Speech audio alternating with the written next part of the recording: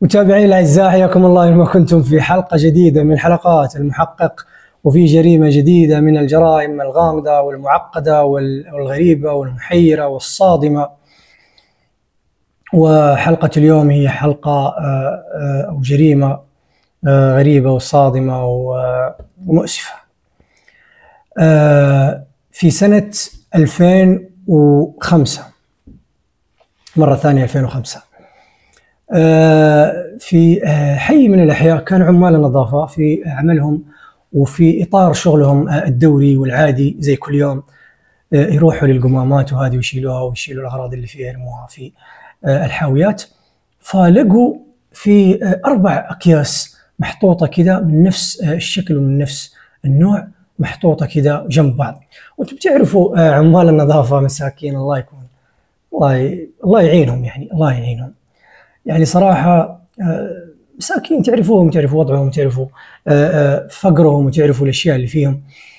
فلقوا هذه الأكياس، وبحكم الحاجة بحكم الفقر فكانوا دائما معروفين إنهم دائما يدوروا في الأكياس، يمكن يلاقوا جزمة، يمكن يلاقوا أغراض مستعملة، يلاقوا أشياء مستعملة يستفيدوا منها.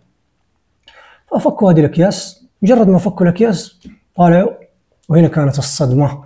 كانت أطراف إنسان مقطعة، إنسان مقطع ومحطوط في هذه ال4 أكياس، مقسم على هذه ال4 أكياس. هنا انفزعوا وخافوا، وهذا قال خلينا نتصل على الشرطة، وفعلا اتصلوا على الشرطة، وجات الشرطة لمكان الحادث، وسألوهم كيف وما كيف، ومين شافهم، ومين اللي حطهم هنا. ما شفتوا أحد حط؟ ما شفت، لا ما شفنا أي أحد. احنا جينا وهذا ولقينا هذه الأكياس، أخذنا الفضول ونشوف إيش فيها، ممكن نلاقي شيء نستفيد منه. فكيناها ولقينا هذا الآدمي كذا، يسأل الله العفو والعافية. قالوا لهم طيب، أخذوا هوياتهم وبياناتهم وزي كذا، قالوا لهم توكلوا على الله.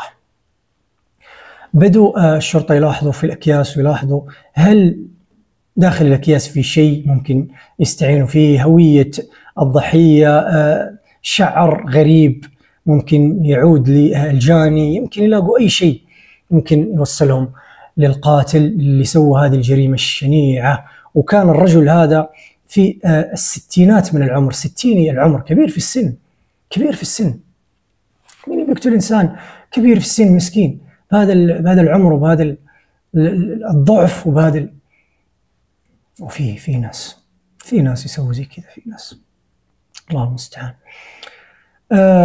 رفعوا الجثة للمشرحة وللطبيب الشرعي، طبعا بعد محاولة رفع البصمات من الأكياس وحتى الضحية أخذوا بصماته عشان يتوصلوا لهويته، لأن ما عندهم أي هوية أو أي إثبات أو بيانات توصلهم لهذا الرجال الكبير في السن.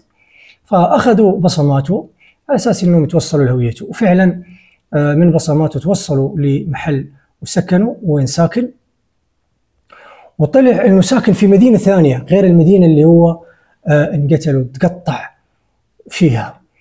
قالوا هل القاتل قتله هناك في ذيك المدينة وبعدين جاءوا ورماه هنا؟ قالوا ممكن. او هل هو جاء هنا عند احد وقتله ورماه هنا؟ او هل هو شغال هنا، عياله هناك واسرته هناك، بس جاي هنا يشتغل؟ او ما ندري. قال هذه الأسئلة ما راح يجاوبنا عليها إلا مين؟ إلا أهله. خلينا نروح عند أهله. هنا تقسموا الشرطة لفرقتين، فرقة راح تستكمل البحث في نفس المكان، مكان وقوع الجريمة واللي لقوا فيها الجثة، وراح يسألوا الجيران، راح يسألوا الناس اللي هنا شافوا شيء، شافوا شيء، يستكملوا البحث هنا. وفرقة قالوا لازم تروحوا للمدينة هناك، عنوان سكن الضحية، تروحوا عند بيته وتشوفوا هل عنده أهل، هل عنده ناس، هل عنده أحد ممكن يفيدنا في إطار البحث عن القاتل. فعلا اللي راحوا عند محل سكنه، راحوا للبيت، وصلوا للبيت ودقوا الباب، وطلعوا شباب عندهم. السلام عليكم. وعليكم السلام، معكم الشرطة، تفضلوا. ما قالوا لهم طبعا على طول أبوكم لقيناه مقتول ولقيناه مقطع، لا، إنه لو قالوا لهم تعرفوا المشاعر في هذا الوقت، إنسان يقعد يبكي ويقعد هذا، والحزن والهرمونات والدنيا بتلخبط كلها، فراح ينسى وما راح يركز وما راح تستفيد الشرطة منه في أي معلومة. أصلا هذا إذا رضي إنه يجاوب الشرطة، أبي يقول أبوي خلوني في حالي، أنتم شايفين أبوي ميت أنت قاعد تسألني، بعدين تعلي. فخلوهم ما يدروا بالموضوع، قالوا لهم السلام عليكم، أيوة أبوكم فلان، تعرفوا فلان؟ قالوا أيوة هذا أبونا. طيب أبوكم وينه؟ وين راح؟ قالوا أبونا له يومين أو 3 أيام، قال لنا إنه مسافر المدينة الفلانية، عنده واحد صاحبه هناك. له 3 أيام؟ أيوة له 3 أيام. طب ال3 أيام هذه ما اتصل عليكم ولا اتصلتوا عليه ولا سألتوا فيه ولا سأل فيكم؟ قالوا لا هو أصلا ما عنده جوال، وأبويا ما عنده جوال، وبعدين هو أبويا ما يحب أحد يقعد يقول له أنت فين ولا تعال ولا هذا ولا هذه. أبونا الله يهديه ما الواحد ما يتفاهم معه. قالوا طيب صاحبه هذا اللي قال لكم عليه ما قال لكم هو مين ولا فين ساكن ولا ايش اسمه ولا اوصافه ولا اي معلومه عنه؟ قال لا ما يقول لنا. قلت لك ابونا هذا ما يعطيك راس الخير نهائيا، حتى ترى احنا عرفنا من امنا مو منه هو، ولا يكلمنا ولا يهرجنا ولا اصلا يطالع في وجهه. قالوا له طيب سالوا الام نفس الشيء، جابوها قالوا لها زوجك يقول عيالك انه راح مدينه ثانيه عند واحد من اصحابه، ما حكاكي ما قال لك انه عنده واحد رايح له فلان ولا العنوان الفلاني ولا الاسم الفلاني ولا مره نهائيا؟ لا والله مره ما كلمنا، بس قال لي اني رايح المدينه الفلانيه، خلاص لا تستنوني في الغداء ومدري ايش، وانا بتاخر لي 3 أيام. وهو دائما يروح المدينه ديك، عنده واحد من اصحابه دائما يروح يجلس عنده يومين 3 أيام. بس مين هذا الشخص؟ والله العلم علمك، ما ندري عنه ولا علمنا فيه ولا ندري مين هو. قالوا لها طيب طب قالوا لها ما تعرفي هنا في الحارة تضارب مع أحد، تمشكل مع أحد، تخاصم مع أحد، كان في بينه وبين أحد مشاكل من هنا؟ قالت لهم لا والله ما أذكر إنه في بينه وبين أي أحد هنا مشاكل. قالوا طيب هو عنده إخوان، عنده أخوات، عنده؟ قالت لهم ايوه عنده اخوه هنا ساكن قريب منه. قالوا ايش اسمه فين بيته؟ روح معاهم يا. ارسلت ولد، قال هذا بيته. دقوا عليه وفعلا طلع الرجال السلام عليكم، حتى هو ما قالوا له اخوك توفى وانه انقتل وانه قالوا له نبغى نسالك بس بعض الاسئله. اخوك سمعنا انه راح مدينه الفلانيه وراح يقول عند واحد من اصحابه، ما تعرف انت احد من اصحابه هناك؟ قال لا والله ما أعرف أي أحد من أصحابه نهائيا، أنا اللي أعرف واحد من أصحابه هنا عندنا في الحارة، بيتهم هناك. قالوا طيب أنت ما تعرف أحد تبشكل معاه هنا في الحارة، تضارب معاه، تخاصم معاه هنا؟ قالت لهم لا والله ما أعرف أي أحد، ما أعرف أي أحد بينه وبينه.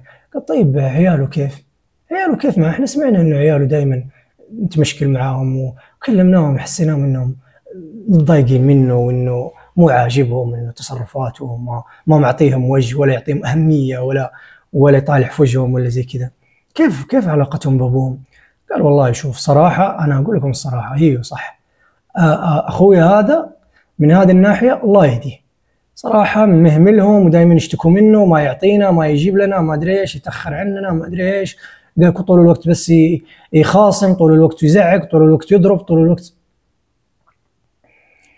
قالوا له طيب الله يجزاك خير، طيب احنا دحين بنقول لك احنا لقينا اخوك هناك ميت في ذيك المدينه او مقتول في ذيك المدينه ومقطع واحسن الله عزاك، عنده احد هناك في ذيك المدينه انت تعرفه؟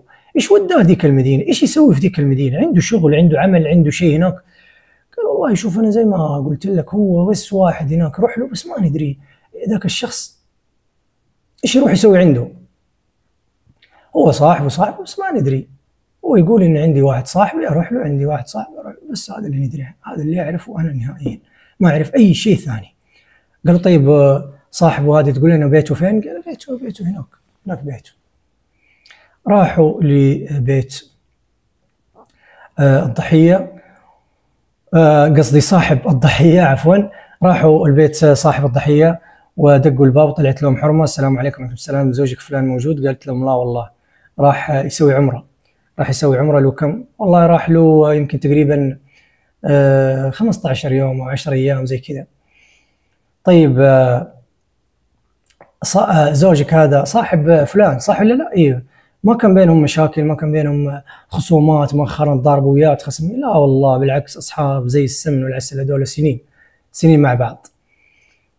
طيب انت ما تعرفي احد تضارب معاه هنا، تمشكل معاه هنا، عنده مشاكل معاه هنا، ما سمعتي شيء من هنا ولا من بعيد ولا من قريب؟ قالت لهم لا والله نهائيا ما سمعت اي شيء ولا اعرف اي شيء. قالوا طيب شكرا. زوجك اذا رجع بالله تكفين، اذا رجع زوجك علميه وقولي له انه الشرطه جات هنا، وعلميه انه صاحبه لقيناه مقتول في المدينه الفلانيه، وقولي له انه الشرطه يقولوا لك اذا رجعت ومن العمره وتقبل الله منك انك تمر علينا القسم، لان نبغاك نسالك بعض الاسئله، وانه ما في اي اشكال، بس نبغى نساله بعض الاسئله عشان لا يخاف ولا يرتبك كل شيء، بس اسئله بسيطه ويرجع. قالت لهم طيب طيب. سيبوها ورجعوا عند زوجة الضحية. قالوا لها أنت قلتي لنا قلتي إنه عنده بس هذا أخوه، ما عنده أحد ثاني من أقاربه؟ قالت عنده أخته. عنده أخته. فين هذه أخته؟ قالت لهم أخته في المدينة الفلانية. وطلعت نفس المدينة اللي لقوا فيها جثة الضحية مقطعة. فقالوا لها طيب تعرفي عنوانه، تعرفي بيته، تعرفي شيء من؟ قالت لهم ايوه اعرف عنوانه واعرف، كنا نروح له دائما احنا. اعطتهم العنوان، اعطتهم الاسم، وراحوا هناك يدوروا الين فعلا طاحوا في الشقه، شقه اخت الضحيه. استنوها ما كانت فيه، جات. جلسوا يسالوها، قالوا لها اخوك قالوا لنا انه جاء هنا يزور احد من اصحابه، تعرفي احد هنا يعرفه من اصحابه؟ قلت لا والله ما اعرفه، هو جاني صح نفس اليوم جاني، وجاء عندي الظهر تقريبا وقت الغداء، لقاني انه في غداء، قلت له جلس تغدى معايا، هو كان بيروح بس قلت له جلس، قال طيب طيب، وجلس يتغدى معايا وجلسنا وكذا ونتكلم وزي كذا. شويه قال لي خلاص انا بحاول اطلع. قلت يا اخوي استنى تقهوى عندي ومدري ايش. قال لا والله انا بطلع دحين، عندي واحد بقابله، ما ابغى اتاخر وما ابغى اروح له في الليل والظلام وزي كذا، ما يصير يروح الواحد عند ناس في الليل. قالت له طيب وسيبني وراح. طيب ما قال لك اسم الشخص هذا اللي رايح له او المكان اللي رايح او الحي اللي رايح له؟ قلت له لا والله ما قال لي نهائيا، ولا اعطاني اي خبر. غريبة. الاخ ما يعرف، الام الزوجة ما تعرف، العيال ما يعرفوا، كلهم ما يعرفوا. غريبة. هل هي صدفة يعني انهم كلهم ما يعرفوا، ما علمهم؟ هل هي صدفة يعني؟ هل ممكن فعلا هذا الآدمي ما يحب يعلم الناس، وانه ممكن شخص نرجسي ممكن؟ او هل في موضوع، في اتفاق بين هذول كلهم في الموضوع في إن غريبة. سألوها قالوا له انتم عندكم ميراث، عندكم شيء املاك، شيء متنازعين عليه متخاصمين عليه في المحكمة او هذا؟ قلت لهم لا والله عندنا لا ورث ولا شيء، الورث ابويا قسمناه من زمان، كل واحد اخذ نصيب خلاص. قالوا له طيب رجعوا عند اولاد الضحية ثاني ودققوا معاهم، قالوا لهم ابوكم دائما كان يتضارب معاكم، كان يتخاصم معاكم، كان مدري ايش، كان انتوا تقولوا لنا انه مدري ايش وما يطالع في احد ما. قالوا لهم ايوه كان دائما يضربنا ودائما يعنفنا ودائما يخاصم ودائما مدري ايش، وفلوسه ما ندري فين تروح، فلوسه عنده فلوس ما شاء الله، ابوي يعطينا ما عندي، يا ابوي خلاص اعطيتك سويت لك، يا ابوي ابغى مدري ايش، خلاص مشي باللي عندك، يا ابوي انت ايش بك انت كل شوي اعطيني انا عندي بنك، خلاص ما صرنا ما عاد نكلم ولا صرنا هذا. وامي حتى هي مسكينه ما يعطيها ولا يشتري لها ولا بس المشكله ان احنا شايفين انه عنده خير بس ما ندري الخير هذا فين يروح. طيب ما فكرتوا انكم تتخلصوا منه ولا هذا؟ طيب ما انتم المستفيدين، لما يموت هو انتم اللي بتستفيدوا، تاخذوا الورث تاخذوا هذا كله. لا والله ما فكرنا ولا نفكر ولا احنا ما مجرمين ولا هذا طبعنا ولا فينا هذا الاجرام نهائيا. سالوا الام عن عيال الضحيه، وعيالك هذا ما سمعتي انهم يبغوا يتخلصوا من ابوهم، يبغوا نقتلوا والله مدري ايش والله مدري ايش؟ قالت والله هم يشتكوا لي دائما، ابوي ليه ما يعطينا، ابوي ليه ما يعطينا، ابوي ليش كذا، ليه معانا كذا، ليه يضربنا، ليه يعنفنا، ليه احنا مو حيوانات، احنا مدري ايش، نبغى نعيش زينا زي الناس، ابوي عنده خير، فين الخير هذا فين يروح، نبغى نعرف دائما. لكن انهم توصل لمرحله انهم يقتلوه، لا والله، ما ولا عيالي ما يسوون زي كذا نهائيا، مره ما يسوون زي كذا. غريبه. الشرطه هنا استكملوا اجراءات البحث والتحقيقات، ومن هنا ومن هنا ومن هنا، وحاولوا يسالوا كل قريب وبعيد وكل من له صله بالضحيه عشان ممكن يوصلهم للقاتل اللي ارتكب هذه الجريمه الشنيعه. ما لقوا اي شيء، ما لقوا اي دليل، وما لقوا اي اثر، ولا قدروا يمسكوا اي خيط يبنوا عليه ويمشوا عليه في قضيتهم. بعد فتره من الزمن، تقريبا يمكن زي ما نقول احنا 15 يوم او زي كذا، الشرطه في يوم من الايام جاهم صاحب او جار الضحيه بمعنى احرى، اللي كان يسوي عمره، وراح للشرطه ودخل عندهم، قال لهم السلام عليكم. وعليكم السلام، انا صاحب وجار فلان اللي لقيتوه مقتول في المدينه الفلانيه، وانا جيت من العمره، جيت عند اهلي وزي كذا، فجلست يومين مدري ايش. قالت زوجتي اسمع، ترى صاحبك فلان لقوه مقتول. لقوه مقتول؟ فين لقوه مقتول؟ لقوه مقتول في المدينه ذيك، لقوه مقتول ومقطع وحاطينه في اكياس. بالله من جد؟ قالت والله من جد.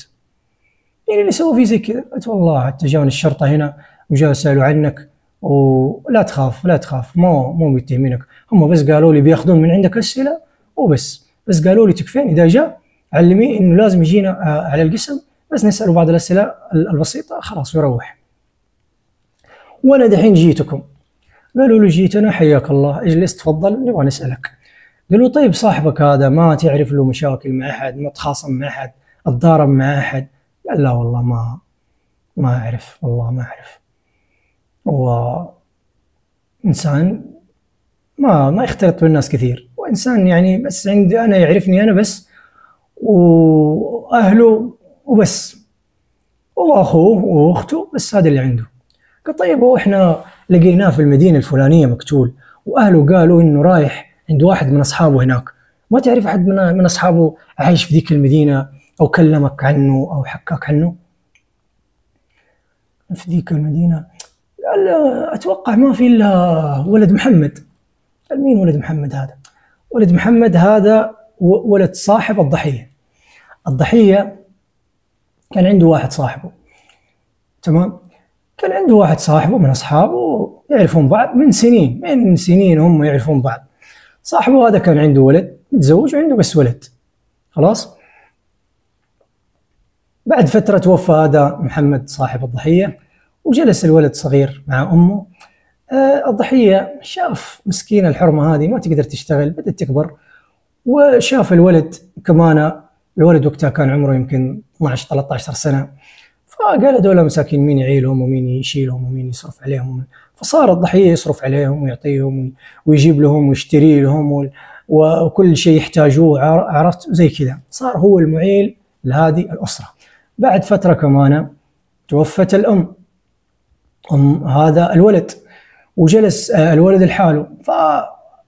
فالضحية صار يعتبره زي ولده، فصار يصرف عليه ويعطيه، وجلس معاه إلين كبر ووصل مرحلة الزواج وزوجه، وهو اللي تكفل بكل مصاريف الزواج، وهو اللي أثث له البيت، وهو كل شيء. فصار كأنه أبو الولد هذا أو أب الولد الثاني، خلينا نقول. قالوا صار لما كبر الولد تزوج، وحتى هو صار عنده عيال وصار عنده بيته، فصار الضحية ما يعتبره زي ولده، صار يعتبره زي صاحبه. فصار كل شوي يروح له هناك ويشوف ايش يبغى، ايش يحتاج، ايش ناقصه، ايش هذا، ايش يزوره زي صاحبه ويتقهوى معاه، يجلس معاه وما إلى ذلك.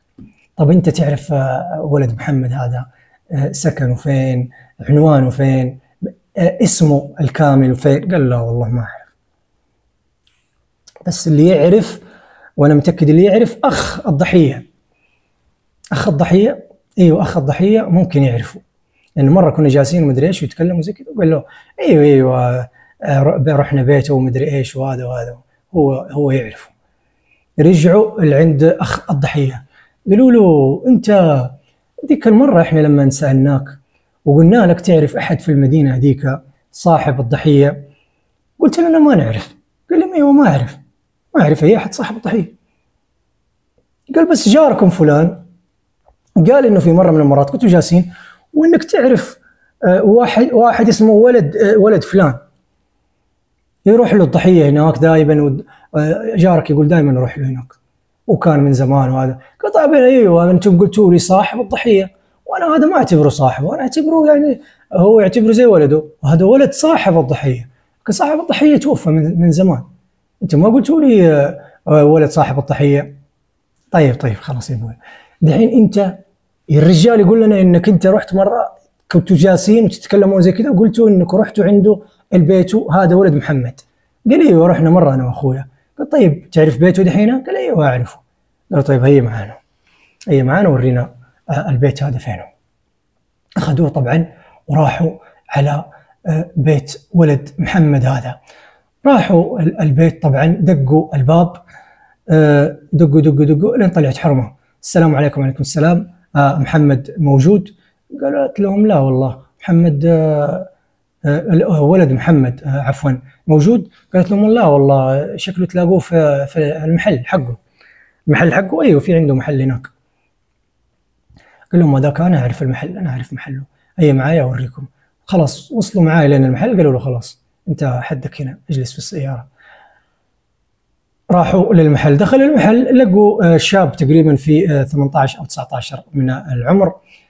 سالوه السلام عليكم ولد محمد فلان موجود هنا؟ قال لهم لا والله راح يصلي في المسجد وشويه ترى بيجي.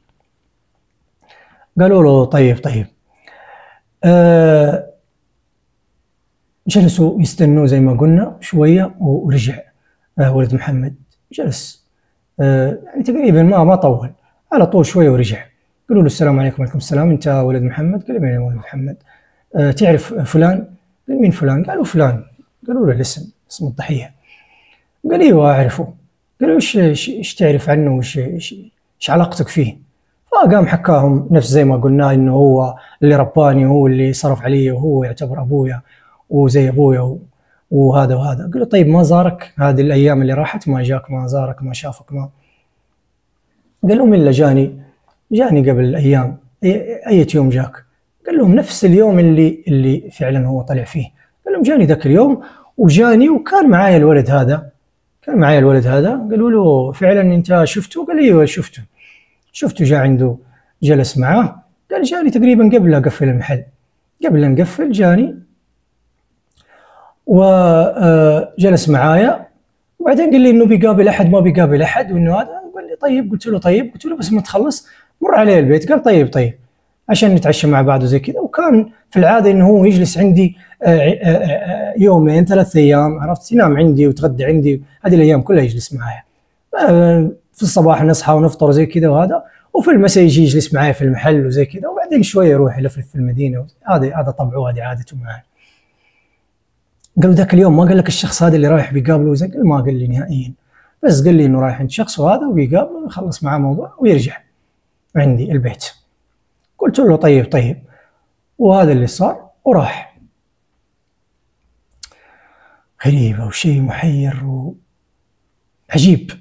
أخذوا الولد اللي شغال مع هذا ولد محمد على جنب وجلسوا يسألوه. قالوا طيب أنت ما لاحظت إنه هذا ولد محمد تخاصم مع الرجال ذاك اليوم وتمشكلوا؟ قال لا والله بالعكس هذا زي أبوه، بالعكس جايب له هدية وهذا وأصلا تراني من زمان وأنا معاه، يعني لي كم سنة، بس ما قد شفتهم تخاصموا مع بعض، ولا زي الوالد مع ولده، عارف ايش معنى، ويمكن اكثر حتى من ابوه. ما قد شفتهم تخاصموا مع بعض نهائيا. قالوا له طيب شكرا. هنا الشرطة وصلوا لطريق مسدود ووصلوا لباب مسدود وتقفلت كل الطرق والسبل قدامهم، ما عندهم اي دليل، ما عندهم اي بصمة، ما عندهم اي أداة جريمة، ما عندهم اي مشتبه فيه، ما عندهم إلا الله سبحانه وتعالى ونعم بالله. فكروا هنا وقالوا طيب الأكياس اللي لقينا فيها الجثة مقطعة، طب خلينا نشوف الأكياس، يمكن نلاقي في الأكياس دليل أو شيء أو ممكن يوصلنا. وأنتم تعرفوا زي العادة وإحنا ذكرناها في قضية سابقة حقت الكراتين وما الكراتين، فأحيانا بعض الأشياء البسيطة اللي أنت ما تظن أنها ممكن تفيدك في البحث ممكن يطلع منها شيء. قالوا خلينا نجرب، وفعلا راحوا للأكياس وبدأوا في تحليل الأكياس ومعاينتها ويشوفوا هنا وهنا وهنا وهنا وهنا. فأول ملاحظة لاحظوا أن الأكياس زي بعض من نفس النوعية. ثاني شيء أنها أكياس بيضة، وإنها مو حقت زبالة، وإنها الحواف حقتها مربعة، تكون فيها حواف مربعة اللي تجيك زي الحواف تكون كذا مكوية. فأول ما استنتجوا المحققين قالوا إنه هذه أكياس حقت كان محطوط فيها شيء مربع. تعرفوا الأكياس لما تكون حقت أشياء مربعة فبتكون فيها زوايا مربعة. ولاحظوا وجلسوا يلاحظوا ويدققوا لين لقوا طرف اسم، يعني مو كامل الاسم بس في طرف جلس. هي الأكياس مع الحركة والمسك وهذا مسحت الاسماء، بس جلس طرف اسم كذا ملون كذا في الكيس. أخذوا الأكياس هذه وجلسوا يدوروا هنا وهنا وهنا وهنا، أكياس حقت إيش، أكياس حقت إيش، من هنا من هنا. وحتى الاسم حاولوا يعرفوا كل الأسماء اللي ممكن تكون موجودة في حتى استعانوا يعني عن طريق الإنترنت، ممكن تكون هنا ولا تكون هنا ولا تكون هنا. فلقوا إنه الأكياس هذه قريبة من اسم حقت شركة، والشركة هذه حقت إلكترونيات وغسالات وثلاجات وزي كذا.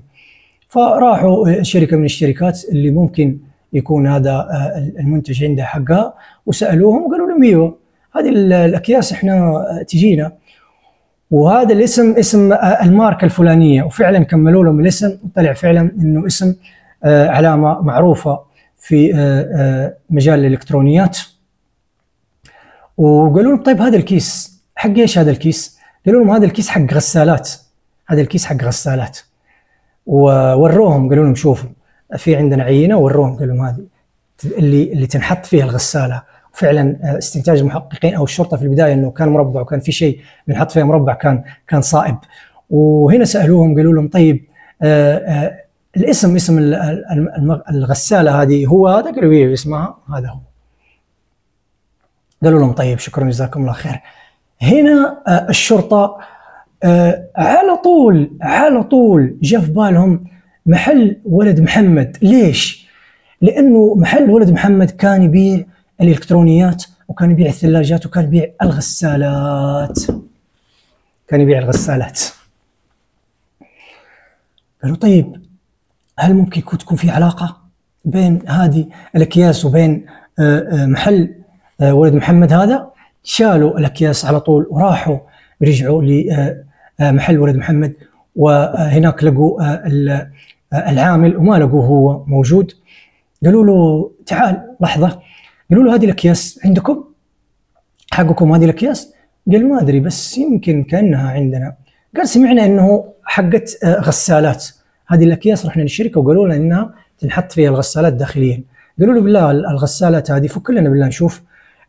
فكوا الغسالات، وأول شيء لاحظوا إنه الغسالة نفس الاسم اللي في الكيس موجود. فك لنا هذه النوعية بالضبط، فك لهم الكرتون، وفعلا كانت الغسالة جوا وكان الكيس كذا حوالين الغسالة، وطابقوا بين العينتين وفعلا كان تشابه وتطابق تام ومنها نفس الشيء. قالوا له شوف فك لنا كل هذه الغسالات خلينا نشوفها. فك لهم كل النوعية هذه اللي نفس نوعية الكيس، وجلسوا يدوروا واحدة واحدة واحدة، وفي النهاية لقوا إنه 4 غسالات بدون كيس. قالوا له الأكياس هذه مين شالها من هنا؟ قال لهم والله ما أدري. قال أنتم في العادة تشيلون الأكياس لهذه الغسالة؟ قال لا والله ما نشيلها، لأنه أصلا المشتري كيف يشتريها مننا لازم تكون مغلفة بكيسها عشان يعرف إنها جديدة وإنها ما استخدمت وإنها ما استعملت وإنها لسه يعني من الشركة نفسها. قالوا له طيب فين هذا صاحبك؟ قال شوية دحين ويجي، بس راح شغله وبيرجع، استنوه إلى جاء.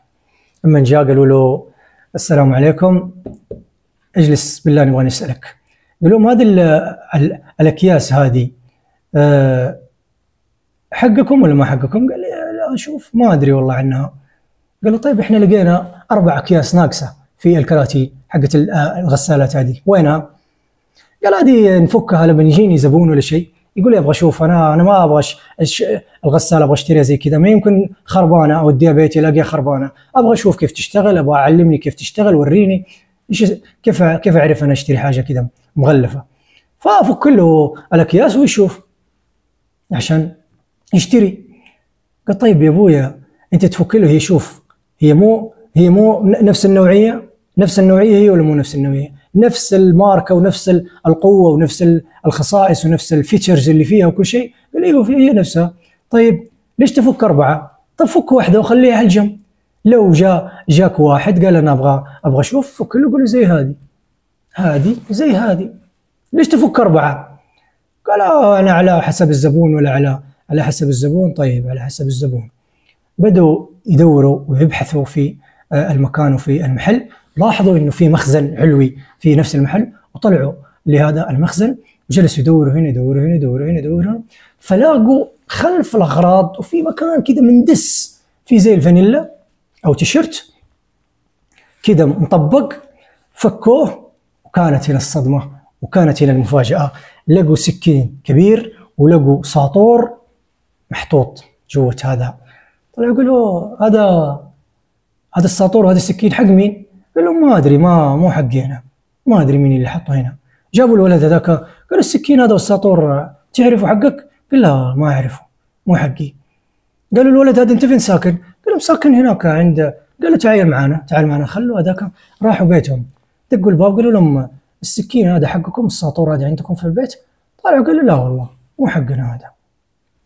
قالوا الولد توكل على الله. رجعوا الولد محمد قالوا له السكين هذا حقك ولا مو حقك؟ لا مو حقي، الساطور مو حقي. راحوا لبيته دقوا على زوجته، طلعت قالوا له السلام عليكم، شوفي بالله هذا السكين وهذا الساطور تعرفي؟ طالعت زي كذا قالت لهم ايوه هذا السكين حقنا والساطور حقنا.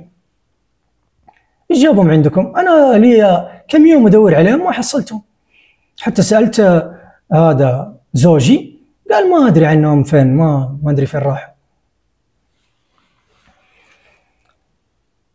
قالوا له دحين شوف اقول لك لا تطولها علينا ومالك بالطويله، وقصرها ويسرها وقول لنا من الاخير ايش صار. في النهايه لف دور كذا من هنا قال لهم انا بقول لكم ايش صار. قال لهم شوفوا انا هذا الضحيه فعلا زي ما حكيتكم كان زي ابويا، توفى ابويا وشالني وهو اللي زوجني وهو اللي تكفل بمصاريفي وكل شيء، ما خلاني ناقصني اي شيء، وكان معطيني كل شيء، حتى المحل هذا هو اللي استاجر لي المحل هذا وجاب لي البضاعه، وما مخليني ناقصني اي شيء. وكنت استغرب احيانا اقول كيف بيعاملني هذه المعامله؟ انا لو كنت ولد وما يعاملني زي كذا كنت استغرب ايش المحبه هذه اللي يحبني، وايش المعزه هذه اللي يعزني، وهذا التفضيل اللي يفضلني حتى يمكن على عياله. قالوا في يوم من الايام، ذاك اليوم اللي انقتل فيه، جاء عندي المحل فعلا وجاني جلس معايا قال لي ابغى اكلمك في موضوع. قلت له شوف خلينا نروح البيت ونروق زي كذا ونتكلم. قال لي لا خلينا اكلمك دحين هنا، ما ابغى زوجتك تسمع، وشوف خلي لين يروح هذا العامل اللي عندك وبعدين نتكلم في الموضوع. قلت له طيب. استنيت لين راح العامل، قلت له يا ابويا، كنت انا اقول له زي ابويا تفضل قول لي. قال لي شوف انت تراك ولدي. قال لي ولدي. قلت له طيب انا حسبته انه بيقول لي يعني ولدي، وفعلا هو بيعتبرني زي ولده. قلت له طيب انا عارف يا ابويا انت انا زي ولدك وانت ابويا.